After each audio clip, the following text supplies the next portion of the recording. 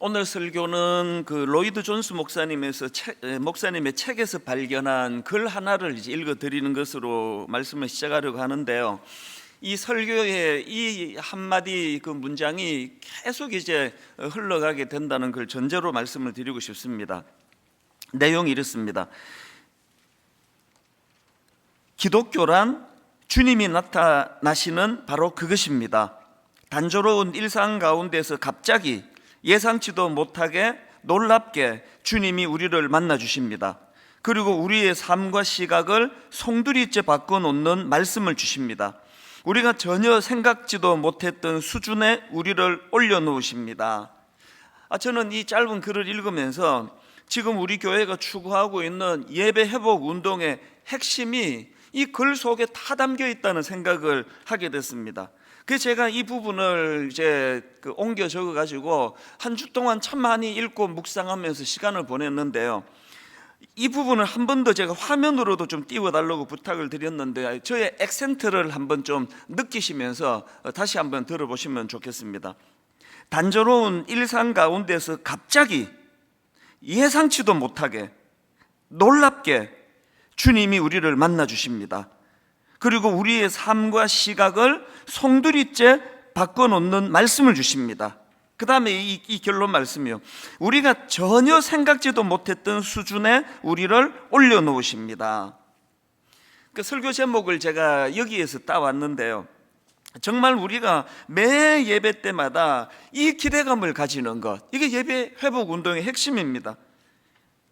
예전에 제가 청소년 사역하던 시절을 가끔씩 말씀을 드리는데, 저는 청소년 전문가니 청소년 대가니 이런 말도 안 되는 과장된 이야기를 가끔씩 들었습니다만, 청소년 사역하면서 제가 한 건 딱 하나였습니다. 이 아이들에게 예배의 기쁨을 맛보게 하자. 예배가 인생에 얼마나 소중한 것인가를 이거 하나만 전하면은 내 역할은 충분하다, 그런 생각으로 10년 동안의 청소년 사역을 했는데요, 이 아이들이, 그 어린 중학생이, 그 어린 고등학생들이 이 예배의 기쁨을 맛보기 시작하면 모든 생활에 다 영향을 미치는 겁니다. 몇 번 말씀드리지 않았습니까? 토요일이 되면은 여기저기서 아이들이 그 당시로 소통하던 그 내용을 가지고 문자가 오고 글이 올라옵니다. 메일이 옵니다. 목사님, 시간이 왜 이렇게 안 가는지 모르겠습니다. 이 토요일 저녁은 없었으면 좋겠습니다. 내일 예배가 기대가 되네요. 예배가 기다려지네요. 이런 것들이 매 토요일마다 너무나 많은 아이들에게 그런 글들이 제게 올라오곤 했었고요. 그런가 하면 그때 이제 한 달에 한 번씩 청소년 찬양 축제라는 것을 만들었는데 깜짝 놀랐습니다. 울산에서, 부산에서, 광주에서 막 버스를 대절해 가지고 올라오고, 그래서 그 옥하는 목사님이 특단의 조치를 취해서 저녁 7시부터 드려지는 청소년 찬양 축제는 사랑의 교회의 모든 공간을 다 오픈해라, 그리고 다른 부서들이 양보해라, 막 이런 놀라운 일들이 일어났는데요, 청소년 찬양 축제가 끝나고 그 다음 날 한 여학생에게서 메일이 왔는 걸 제가 잊지를 못합니다.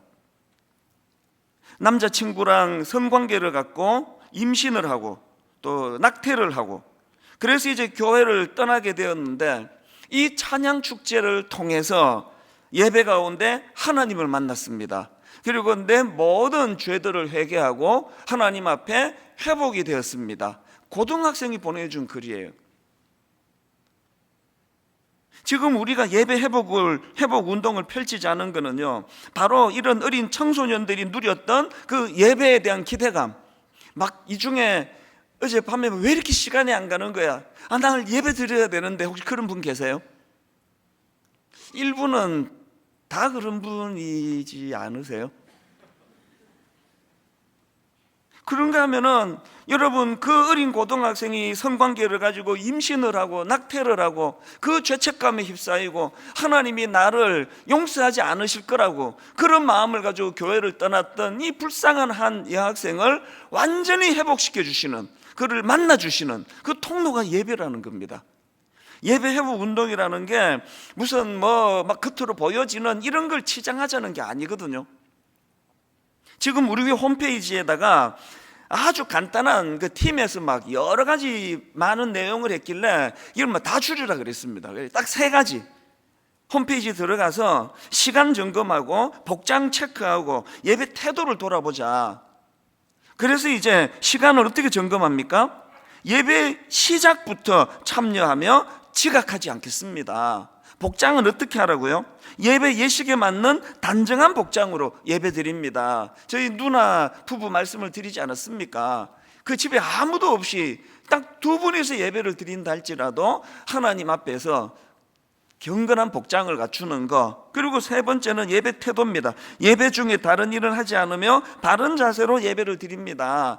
너무나 간단해서 이거 프린트할 것도 없겠네 하지만 가장 기초가 회복되는 게 모든 게 회복이 되는 거거든요. 그래서 하나님 앞에 딱 제 시간에, 그리고 또 경건한 복장으로, 그리고 집중해서 하나님의 은혜를 구하며, 이건 연속극 보듯이 기웃기웃거리고 이렇게 예배를 드리는 거기에 어떻게 성령의 역사가 나타나겠느냐는 것입니다. 이런 의미에서 저는 오늘 본문이 참 제게 소중한데요, 예수님께서 그 수가성 여인을 만나 주시는 그 내용 속에서 참 예배가 어떠한 역사가 일어나고 어떤 능력이 나타나는가를 너무나 느낄 수 있어서 이 본문이 저는 너무 좋습니다. 이 수가성 여인은요, 참 아픔이 많은 여자 아닙니까? 남편의 사랑을 받을 수 없었고 가정생활에 실패를 했고, 그리고 그것이 마음의 병을 가져와 가지고 대인기피증 증세를 나타내고 있습니다. 지금 예수님과 이 수가성 여인이 만났던 장소가 우물인데요, 그 당시 우물은 그 마을 사람들 간의 그 소통의 장소 아닙니까? 우리나라에서 그 50년대를 배경으로 한 영화 같은 데 보면은 그 개울가가 그 마을 여성들의 그 소통의 장소라는 걸 아실 거예요. 온갖 소문은 거기서 다 나오고 온갖 이야기들은 다 거기서 다 나오는 거 아닙니까? 오늘 본문의 우물가가 그 기능을 하는 거거든요. 그래서 마을 많은 사람들이 물길러 와서 대화를 나누고 또 남편 흉도 보고 이러면서 이제 회복을 하는 곳인데, 지금 이 여자가 물길러러 온 그 시간이 그 본문 6절에 보니까 제6시, 이게 지금으로 말하면 낮 12시예요. 여러분, 그 중동 사막 가장 뜨거운 낮 12시에 이 여자가 물길러 간 이유는 딱 하나밖에 없습니다. 그때 너무 뜨거워서 사람들이 안 모이니까요. 사람들이 없는 시간을 찾아서 물을 길러러 갈 수밖에 없는 이런 참 가련한 여인을 만나주시는 주님, 그것도요, 이 여자를 만나려고 예수님이 치러야 했던 대가지불이 얼마나 많은지 모릅니다. 피곤해 이르시도록. 이렇게 문제가 많은 여인이지만, 그러나 여러분, 저는 본문에서 이 여인에게서 담고 싶은 게 딱 하나 있습니다. 뭘 담고 싶으냐? 예배에 관심이에요. 바로 요한복음 4장 19절에서 여자가 이르되 주여 내가 보니 선지자로소이다. 자기 기준으로 이건 대단한 인정 아닙니까? 선지자로소이다. 그 처음 본 낯선 남자 예수님을 대면하고 그 예수님을 신뢰하면서 제일 먼저 나오는 문제제기가 20절입니다. 우리 조상들은 이 산에서 예배하였는데 당신들의 말은 예배할 곳이 예루살렘에 있다 하더이다. 예수님을 선지자로 인식하자마자 예배에 관한 주제를 끄집어내는 게 이 여인의 위대한 모습이에요. 이 관심이 예배에 있다는 거거든요.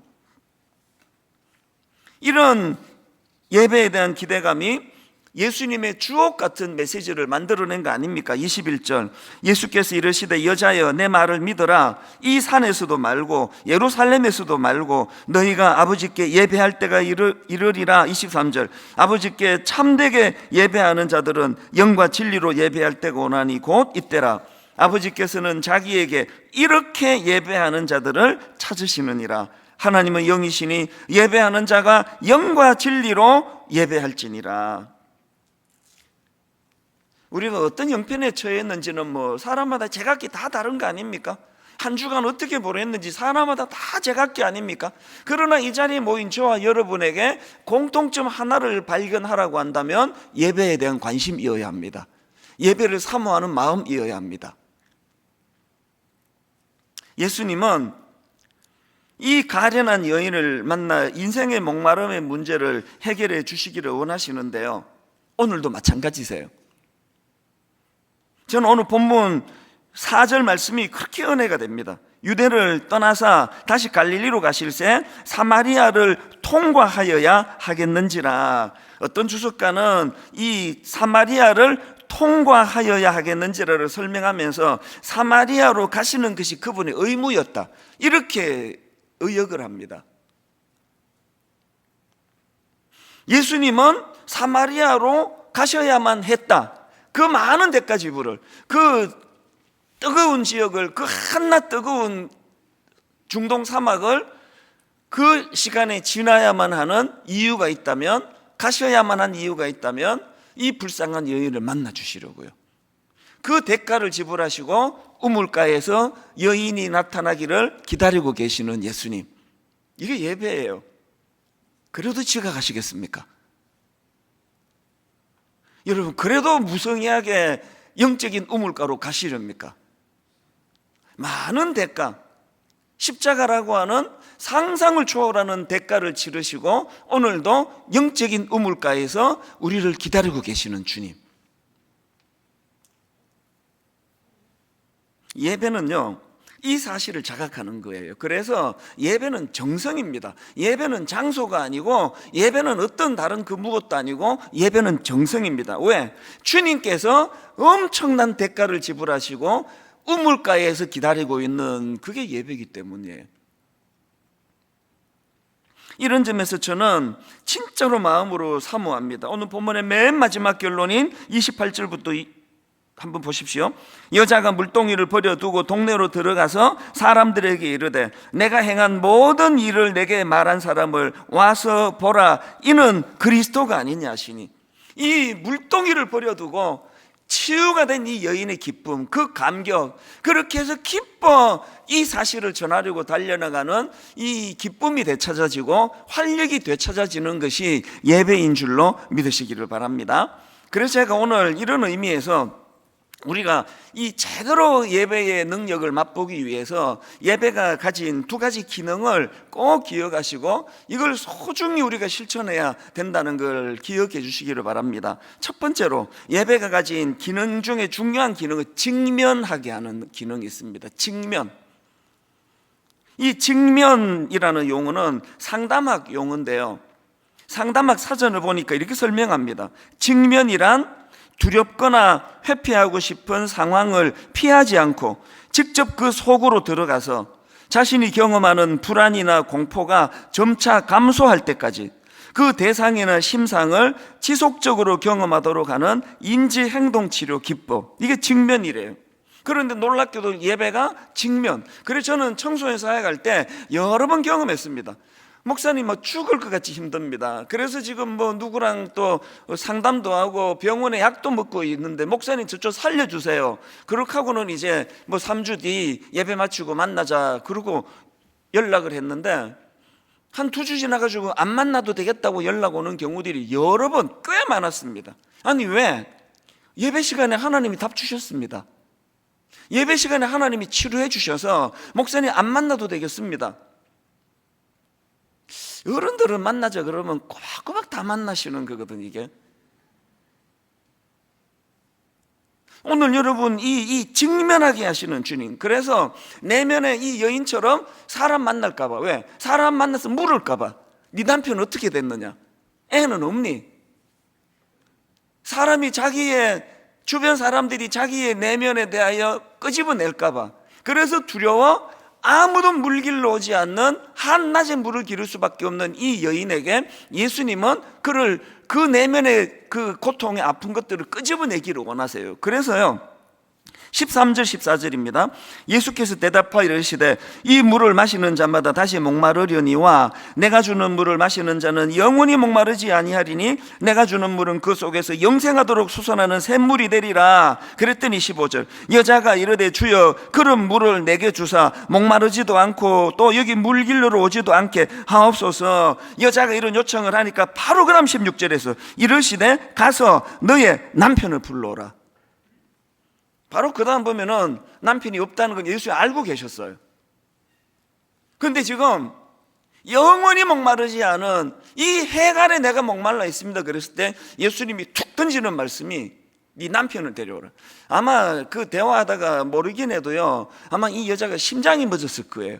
혀를 찌른 것처럼. 그래서 이제 17절에 여자가 대답하여 이르되 나는 남편이 없나이다. 예수님이 지금 이 상담하기 좀 대단한 거 아닙니까? 2000년 전에 예수님이 지금 이 상담학 사전에서 나와 있는 그 기법을 쓰고 계세요. 끄집어내는 겁니다. 여러분, 지금 예수님은 이 숨기고 싶은 이 여자의 내면의 문제를 그 직면하게 만드시는 거, 끄집어내게 만드시는 거, 이게 예배입니다. 가서 네 남편을 불러오라. 제가 참 아파하는 게 이 부분이에요. 오늘날 예배가 너무 추상적이에요. 너무 막연합니다.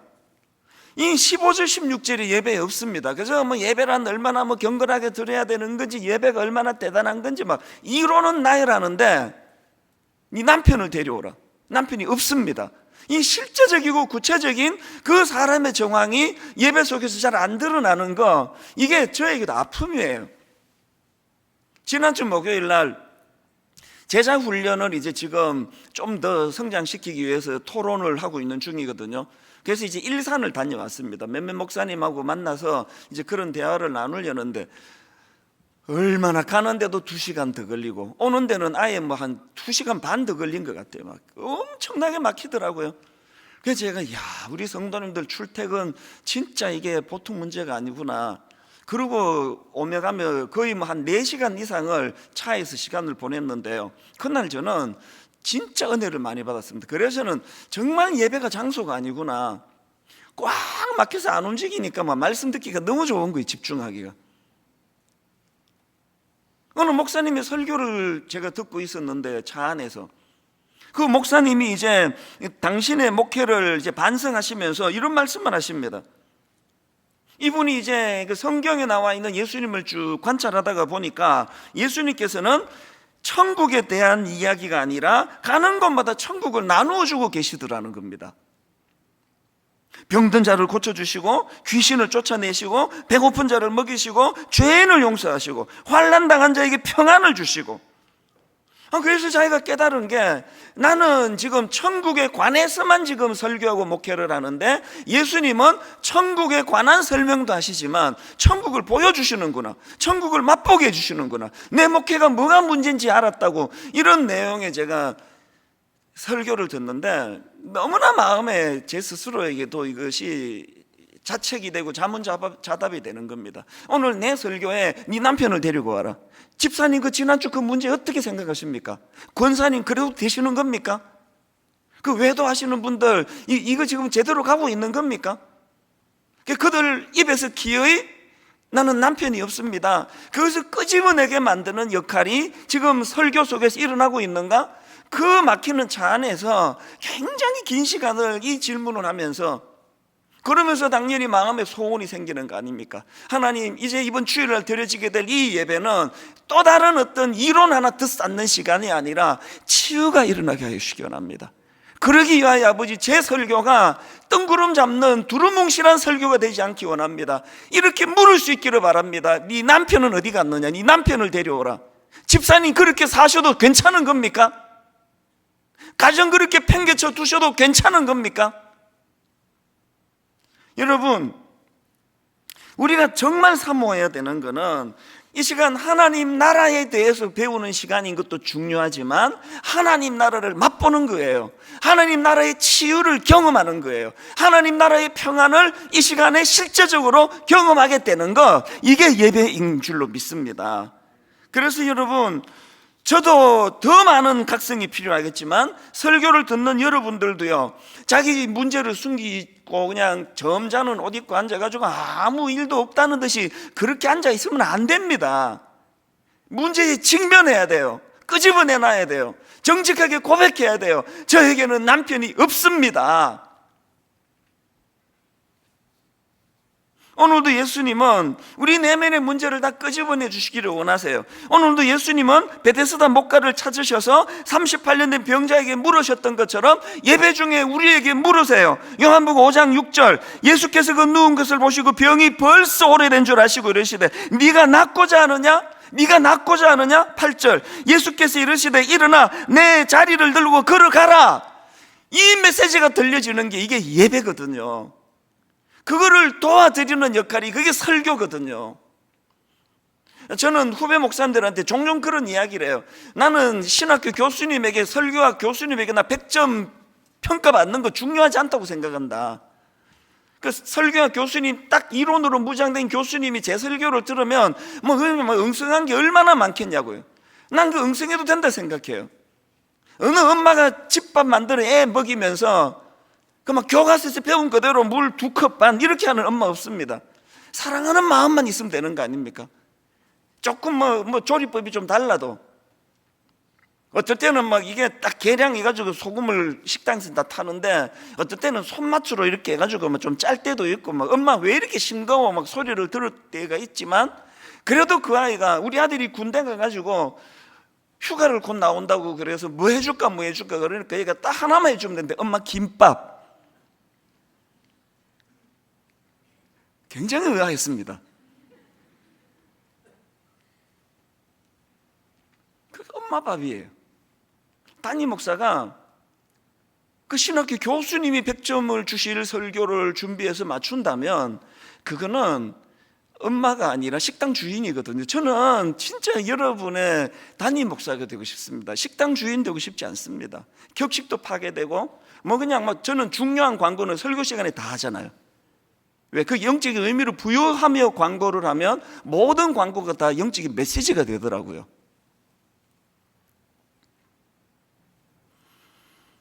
예배는요, 하나님 앞에 단독자로 서는 거예요. 그래서 가정에서 예배드려서 아무 지장이 없습니다. 제가 참 놀라운 걸 발견했는데요, 요한복음 3장에서는 예수님이 유대인의 지도자 니고데모를 만나세요. 굉장히 높은 지위를 가진 사람입니다. 그리고 요한복음 4장에서는 이런 정말 가정이 다 깨져버리고 남편의 사랑을 받을 수 없고 참 우울증처럼 대인기피증에 걸려있던 이 여자를 만나주세요. 주님은요, 지위 고하를 따져가며 만나시는 분이 아니에요. 저희 교회에 연예인들이 꽤 계시거든요. 저희 교회에 정치하는 분 꽤 계시거든요. 양심을 걸고 말씀을 드려요. 그분들 특별 관리하지 않습니다. 따로 만나지 않습니다. 왜? 주님은요, 니고데모만 만나시는 분이 아니시거든요. 그리고 더 제가 주님께 감동하는 게 뭔지 아십니까? 지금 그 좀 배웠다고 하는 그 니고데모에게는 굉장히 큰 걸 요구하세요. 요한복음 3장 5절, 예수께서 대답하시되 진실로 진실로 내게 이르노니 사람이 물과 성령으로 나지 아니하면 하나님 나라에 들어갈 수 없느니라. 엄청난 걸 요구하십니다. 그런데 오늘 본문에서 수가성 여인, 상처가 많은 수가성 여인에게는 요구하는 게 없으세요. 오히려 내가 너에게 영원히 목마르지 않는 생수를 내가 마시게 해주고 싶다. 대하시는 게 완전히 달라요. 먹물이 들어있는 사람들은 그것을 교정해 주기 위하여 직설화법을 쓰시지만, 상처가 많고 이렇게 하라고 강한 요구를 해도 할 수 있는 힘이 없는 사람에게는 보듬어 주세요. 각각 다르게 접근하세요. 진짜 제가 설교자로서 놀라는 게 뭔지 아십니까? 수많은 사람들이 지금 제 설교를 듣지 않습니까? 그런데 어린애는 어린애대로 하나님이 이렇게 속에서 그 사람한테 말씀을 주시고, 나이가 드신 어른에게는 그 말씀을 완전히 다르게 또 해서 들려주시고, 이 상황 저 상황. 그래서 제가 최근에도 들었는데요, 신방 가가지고 제게 들려주는 이야기 중에 이런 이야기를 여러 번 듣습니다. 이찬수 목사님 우리 집에 CCTV를 설치한 것 같아요. 그 큰일 날 소리. 제가 CCTV를 설치한 게 아니고요, 그 역할을 하시는 분이 우리 하나님이세요. 어떻게 한 사람이 설교했는데 수만 명이 다 우리 집에 CCTV를 달았나 보네? 이게 신비예요, 신비. 여러분, 예배는요, 단독자로 만나는 거예요. 오늘 가정에서 혼자 예배 드리시는 분 아무 걱정 마시기를 바랍니다. 어차피 단독자로 만나 주시기 때문에 이 사실을 깨닫는다면 우리가 할 일은 하나예요. 하나님 앞에 부끄러워하지 말고 자기 내면의 문제를 드러내는 겁니다. 고백하는 겁니다. 난 이렇게 추한 사람입니다. 난 이렇게 부끄러운 사람입니다. 나는 이렇게 상처가 많은 사람입니다. 나는 남편의 사랑도 못 받는 사람입니다. 다 끄집어내는 거예요. 그리고 예배 시간에 하나님을 직면하는 거예요. 그 문제를 직면하게 하시는 하나님을 만나는 겁니다.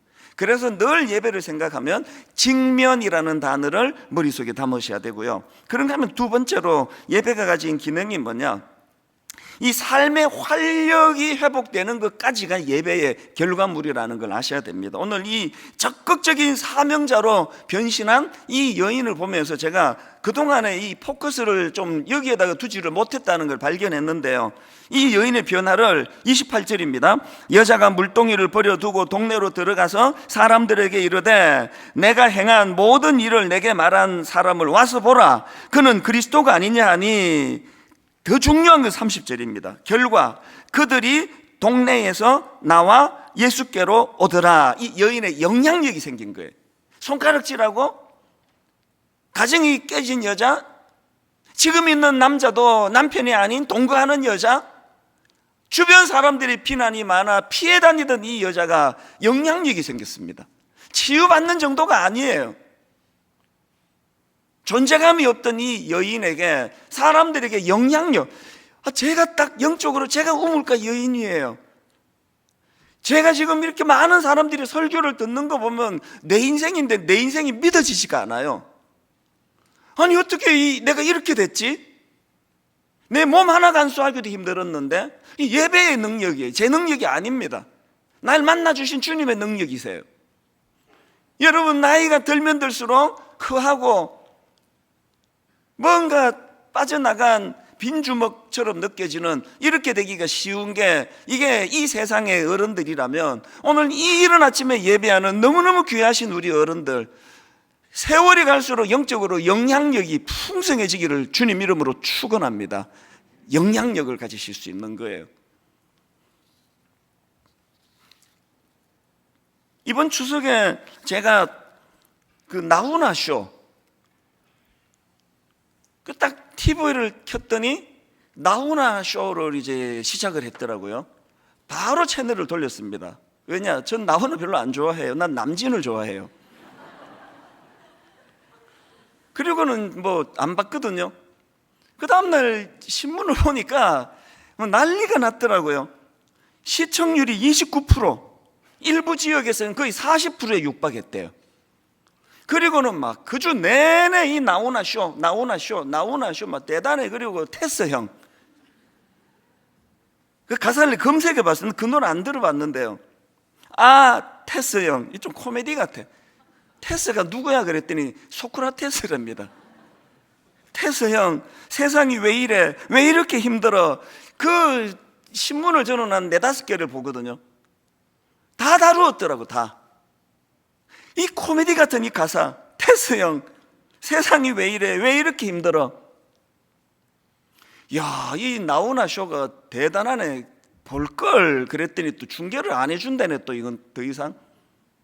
그러나 여러분, 어제 제가 이 테스 형 노래가 흘러나왔던 나훈아 쇼가 떠올랐는데요, 여러분, 예배가 나훈아 쇼입니까? 이날 전국의 40% 가까운 28%의 국민들이 그것을 보고 테스 형 맞아, 세상이 왜 이렇게 힘들어, 힐링이 되고 치유가 됐다고 한다고 해서 이게 예배입니까?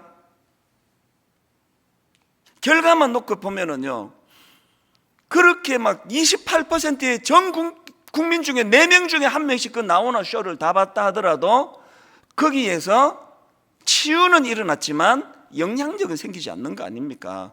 조용필 쇼 맨날 막 5만 명씩 모여가지고 4시간 5시간 떼창을 하고 막 난리가 나는데요, 그렇게 하고 싹 관중들 빠져나가면 아무 일도 일어나지 않는 게 조용필 쇼입니다.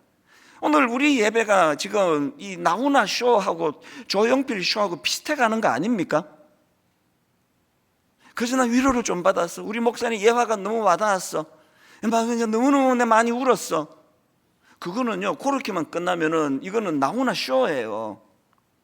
예배는 내가 얼마나 마음이 뜨거웠는지 몰라가 아니에요. 예배는 하나님을 만나 내 문제를 직면하는, 그리고 그 문제로 치유받아서 영향력이 회복되는. 그래서 제가 지난 목요일 날 여러분, 기독교라는 주님이 나타나시는 바로 그것입니다. 단조로운 일상 가운데 갑자기 예상치도 못하게 놀랍게 주님이 우리를 만나 주십니다. 우리의 삶과 시각을 송두리째 바꾸어 놓는 말씀을 주십니다. 결론, 우리가 전혀 생각하지도 못했던 수준에 우리를 올려놓으십니다. 여러분이 전혀 예상하지 못한 그 놀라운 수준으로 올려놓으시는 그 주님을 경험하지 못한다면 그거는 나훈아 쇼지 예배가 아닙니다. 사실 지난 주일에요, 이 급체를 저는 잘 안 해요. 정기검진했더니 제 위장이요 30대 위장이래요. 저는 뭐 체하고 이런 거 없는데요, 지난 주일날 진짜 오랜만에 급체가 왔어요. 여기에 뭐가 딱 막혀가지고 이 두통이 오기 시작하고 열이 나고 한 3일을 고생했거든요. 왠지 아십니까? 일만성도 파수 운동이 선포되고 순장님들이 또 우리 성도님들이 이제 이동을 못한다는 말에 대해서 이제 마음이 너무 상하고 저한테 격하게 메일이 오고 그러니까 마음이 두려운 거예요. 하나님, 1만 성도 파송 운동이 이렇게 성도들을 불안하게 하고 이렇게 성도들을 흔들어 놓는 방식으로 가면 안 되는데 하나님, 능력이 좀 필요합니다. 너무 그 신경을 썼더니 급체가 온 거예요. 꽉 막혀 있는데 열은 나는데 마음이 두려운 거예요. 이게 또 우리 교회가 한 번도 보이지 않는 이 흔들흔들하는 모습을 보이면서 이루어지는 1만 성도 파송 운동은 아닌데, 이거 한 성령님 안에서 한 마음으로 나가는 게 1만 성도 파송 운동인데 3일을 그렇게 고생을 하고요. 바로 어제 토요일 새벽입니다. 어제 토요일 새벽에 하나님께서 이 로이드 존스 목사님의 이 글을 통해 가지고 저에게 말로 다 할 수 없는 소망을 주신 거예요. 막 가슴이 터질 것 같은 게 너무너무 가슴이 벅차가지고, 그래서 30개 예비 단임 목사님들한테 제가 글을 보냈습니다. 이 감격을 나누고 싶어서 이렇게 글을 보냈습니다. 오늘 새벽에 제 마음에 너무나 큰 가슴 벅찬 비전을 보여주셔서 감당하기 어려운 감격에 사로잡히네요. 종종 이런 일이 있는데 오늘 새벽에도 또 감격으로 인도해 주십니다. 이 감격의 물꼬가 30개 교회를 채우게 될 때, 이 감격의 물꼬가 30개 교회를 세우게 될 후배 목사님들에게로 흘러가고 그것이 300개, 3000개의 교회를 섬기는 열매로 나타날 것입니다. 물량을 강조하는 것이 아니라 하나님께서 우리에게 주신 비전의 중요성을 강조하는 것이지요. 제가 할 일은 소탐대시를 벌이는 것이고 나는 날마다 죽노라를 외치는 것이라 생각합니다. 우리 30개 교회 모두가 함께 십자가에서 죽는 길을 택할 때 부활하신 주님께서 우리를 어떻게 살려주시는지 경험하게 될 것입니다. 오늘 새벽에 내일 설교 준비하다가 발견한 로이드 존스 목사님의 글 하나가 제 마음을 사로잡습니다. 그러면서 서두에 읽어드렸던 그 글귀를 제가 거기다 올려준 겁니다. 30개 목사님들하고. 이게 어제 새벽에 있었던 일입니다. 저는 어제 혼자 서재에 앉아서 말씀을 준비했지만 어제 그 자리가 예배의 자리가 된 줄로 믿으시기를 바랍니다. 급체가 올 만큼 두려움에 빠져 있던 제가 그 두려움이 변하여 전날의 한숨 바뀌어 주님을 향한 찬양이 되게 하시는 그 은혜를 어제 새벽에 누리게 된 줄로 믿으시기를 바랍니다. 결론을 이렇게 맺습니다. 저는 이제 1만 성도 파송 운동의 승패는 예배 회복에 달렸다 생각합니다. 오늘부터 저는 지난주부터 제가 기도해왔던 이 기도를 성도님도 하게 되시기를 바랍니다. 예배에 은혜 주시기 원합니다. 예배가 수가성 여인의 우물이 되기 원합니다. 예배가 내 심령을 뒤집어 놓고 예배가 이찬수 목사가 어제 경험했던 그 급체를 만날 만큼 두려움에 빠지게 한 그 두려움을 완전한 기쁨으로 바꾸어 주시는 주님을 만나는 통로인 것을 깨닫게 하여 주시옵소서. 지난 금요일 날 1만 성도 파송 운동 1차 설명을 드렸거든요. 홈페이지에 오시거나 유튜브에 가서 찾아서 한번 들어보세요. 저는 그 두려움을 빌립보서 1장 6절 말씀, 이것도요, 이 녹화하는 그날 성령님이 제게 주신 말씀을 깨달음인데요, 너희 안에서 착한 일을 시작하시니가 그리스도 예수의 날까지 이루실 줄 우리는 확신하노라. 그 영상에서도 제가 이 고백을 했습니다만 저는 두려웠거든요. 이거 과연 잘 될까? 안 되면 어떡하지? 성도들을 혼란만 일으키고 어려움만 일으키는 소음이 되면 어떡하지? 그 새벽에 하나님이 제게 주신 메시지는 이거였습니다. 내가 신경 써야 되는 거, 이거 잘 될까 안 될까에 대한 걱정이 아니고 하나님 하실 일이고, 제가 신경 써야 되는 거, 하나님, 이 1만 성도 파송 운동이 하나님 보시기에 착한 일이 되기를 원합니다. 착한 일이 되기를 원합니다. 사람에게 보이기 위한 어떤 쇼가 아니라, 어떤 음흉하고 어떤 더러운 어떤 흑막이 있는 것이 아니라, 하나님 이 일이 하나님 보시기에 착한 일이기만 한다면 이 일은 하나님이 이루시게 될 줄로 믿습니다. 예배가 이런 것이에요. 그 두려움이, 전날의 한숨이, 그 우물가 여인이, 그 뜨거운 아무도 사람이 오지 않을 낮 12시에 급작스럽게 들이닥친 예수 그리스도를 만나 너무나 당황했던 그였지만, 기독교란 주님이 나타나시는 바로 그것입니다. 단조로운 일상 가운데서 갑자기 예상치도 못하게 놀랍게 주님이 우리를 만나 주십니다. 그리고 우리의 삶과 시각을 송두리째 바꿔놓는 말씀을 주십니다. 결론, 우리가 전혀 생각지도 못했던 수준에 우리를 올려놓으십니다. 예배가 회복이 될 때 1만 성도 파송 운동이 여러분을 혼란하게 하고 두렵게 만드는 그 어떤 흉기 같은 것이 아니라 우리 모두의 수준을 한 단계 올려놓는 하나님의 작품이라는 것을 깨닫게 될 줄로 믿습니다. 우리 이 찬양을 진심으로 하나님께 드리면 좋겠습니다. 나의 기도하는 것보다 더욱 응답하실 하나님, 나의 생각하는 것보다 더욱 이루시는 하나님, 우리 가운데 역사하신 능력대로 우리들의 간구함을 넘치도록 능히 하실 주님, 아버지 하나님을 만남으로 내 영적 수준이 내가 상상할 수 없었던 고귀한 수준으로 옮겨가게 될 줄로 믿습니다. 가사를 생각하시면서 나의 기도하는 것보다, 나의 기도하는 것보다 더욱 응답하실 하나님, 여러분 이렇게 고백하십시오. 나의 생각하는 것보다, 나의 생각하는 것보다 더욱 이루시는 하나님, 더욱 이루시는 하나님, 선포하십시오. 우리 가운데 역사하신 가운데 역사하신 능력대로 우리들의 능력대로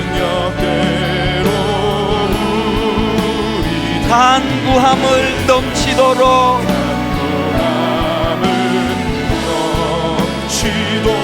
능히 하실 주님께, 여러분 이 아침에 이렇게 선포하십시오. 모든 영광과 존귀 찬양과 경배를 돌릴지어다. 경배를 돌릴지어다. 모든 영광과 모든 영광과 존귀 찬양과 존귀 찬양 경배를 돌릴지어다. 경배를 돌릴지어다. 기대감을 가지고 선포합니다. 나의 기도하는 것보다, 나의 기도하는 우리가 기대했던 것보다 더 풍성하게 더욱 응답하실 하나님, 더욱 응답하실 하나님, 나의 생각하는 것보다, 나의 이 내 작은 머리로 생각하는 그것보다 더욱 이루시는 하나님, 더욱 이루시는 하나님, 이런 일이 어떻게 가능합니까? 우리 가운데 역사하신 우리 가운데 역사하신 능력대로 우리들의 능력대로 우리 간구함을 넘치도록, 여러분 믿음을 가지고 힘있게 선포하십시오. 능히 하실 주님께, 하실 주 모든 영광과 존귀 찬양과 경배를 돌릴지어다. 모든 영광과 존귀 찬양과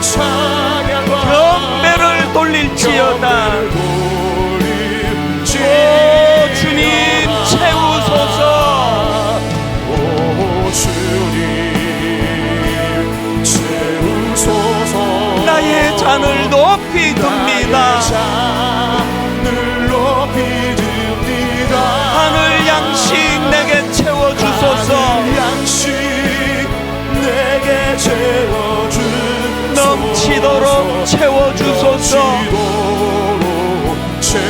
우리 자신을 되돌아봅니다. 우물가의 여인처럼 난 구했네. 여인처럼 난 구했네. 뭘 구했습니까? 헛되고 헛된 것들을. 헛된 것들을. 그때 주님 하신 말씀, 주님 예배 때마다 구해야 되는 것, 내 세매와 생수를 마셔라. 생수를 마셔라. 많고 많은 사람들이 찾았었네. 많고 많은 사람들이 찾았었네. 뭘 찾았습니까? 헛되고 헛된 것들을. 헛된 것들을. 예배 때마다 주 안에 감추인 보배, 세상 것과 난 비길 수 없네. 오 주님 채우소서. 나의 잔을 높이 둡니다. 하늘 양식 내게 채워주소서. 내게 채워주소서. 넘치도록 채워주소서. 우리 사모함에 다시 한번 선포합니다. 오 주님 채우소서. 채우소서. 나의 잔을 높이 둡니다. 늘 높이 둡니다. 하늘 양식 내게 채워주소서. 하늘 양식 내게 채워주소서. 넘치도록 채워주소서. 넘치도록 주의 보혈 능력 있도다. 주의 보혈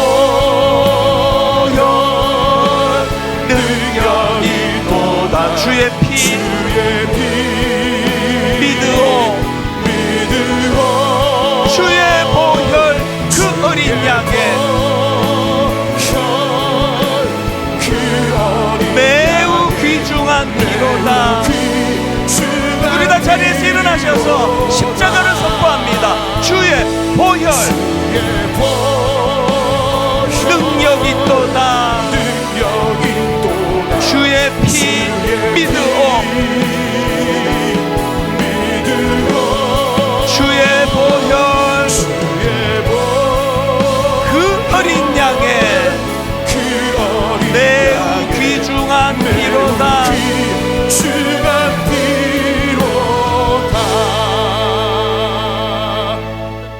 각자에게 단독적으로 만나주시는 주님을 알았으니까 여러분이 각자에게 주어진 문제를 가지고 구하시면 됩니다. 어떤 사람을 의식할 필요도 없고 어떤 분위기를 탈 필요도 없고, 하나님 저는 그 수가성 여인, 우물가의 여인입니다. 감추고 있는 게 많습니다. 들킬까 마음에 늘 두려움이 많습니다.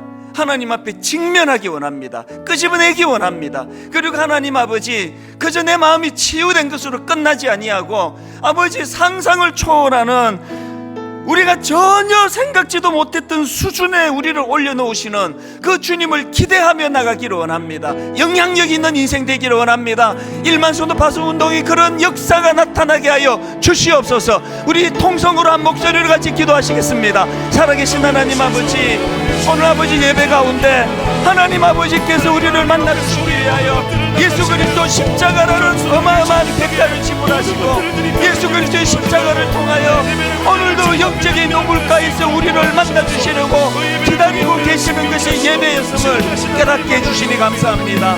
오 하나님 아버지, 단독자로 우리를 만나 주시는 그 주님 앞에 홀로 서기를 원합니다. 아버지, 감추고 있던 내 모든 차면으로 가리워진 내 모든 문제들이 주님 앞에 다 드러나기를 원합니다. 주님 앞에 내 문제가 직면되기를 원합니다. 하나님, 내가 너 안에 착한 일을 시작했더라도 네가 반드시 이룰 것이라고 말씀하신 그 주님 바라보며 그 우물가 여인이 가졌던 그 고독, 외로움, 그 우물가 여인이 가졌던 그 마음의 두려움, 구겨져버린 자존감, 이 모든 걸 단번에 바꾸어 주시고 단번에 복수해 주시고, 이 모든 것들이 말할 수 없는 영향력으로 바뀌어지게 만드는 것이 예수 그리스도의 만남에서 일어나는 줄 깨닫게 됨을 감사를 드립니다. 하나님, 우리의 삶과 시각을 송두리째 바꾸어주는 말씀을 주시옵소서. 우리가 전혀 생각하지 못했던 수준에 우리를 올려주시기를 원합니다. 그렇게 인도하여 주시옵소서. 기독교란 주님이 나타나시는 바로 그것입니다. 단조로운 일상 가운데서 갑자기 예상치도 못하게 놀랍게 주님이 우리를 만나 주십니다. 그리고 우리의 삶과 시각을 송두리째 바꿔놓는 말씀을 주십니다. 우리가 전혀 생각지도 못했던 수준에 우리를 올려놓으십니다. 하나님, 로이드 존스 목사님에게만 이런 역사가 일어나는 것이 아니라 비천한 수가성 여인 같은 우리에게도 동일한 역사를 허락하시는 줄로 믿습니다. 높은 자리에 있던 니고데모만 만나주시는 주님이 아니시라 이 가련한, 이 불쌍한 한 동네에서 왕따 당하면서 살아갈 수밖에 없었던 이 상처 많은 여인을 만나주시기 위하여 어마어마한 대가를 지불하시면서 목마름을 감수하시면서 우물가에서 기다리고 계시는 그 주님이 나의 주님이신 줄로 믿습니다. 오늘 예배 가운데 바로 이 자리가 영적인 우물가가 되게 하여 주시옵소서. 오늘 이 자리가 수가성 여인이 너무나 벅찬 가슴을 가지고 온 동네 사람들을 향하여 뛰어나가 자기의 변화된 자기의 영향력을 드러내는 사건이 일어나는 예배가 되게 하여 주시옵소서. 이 한 번 드린 예배가 이 한 주를 거뜬히 살아내는 능력의 예배 되게 하여 주시옵소서.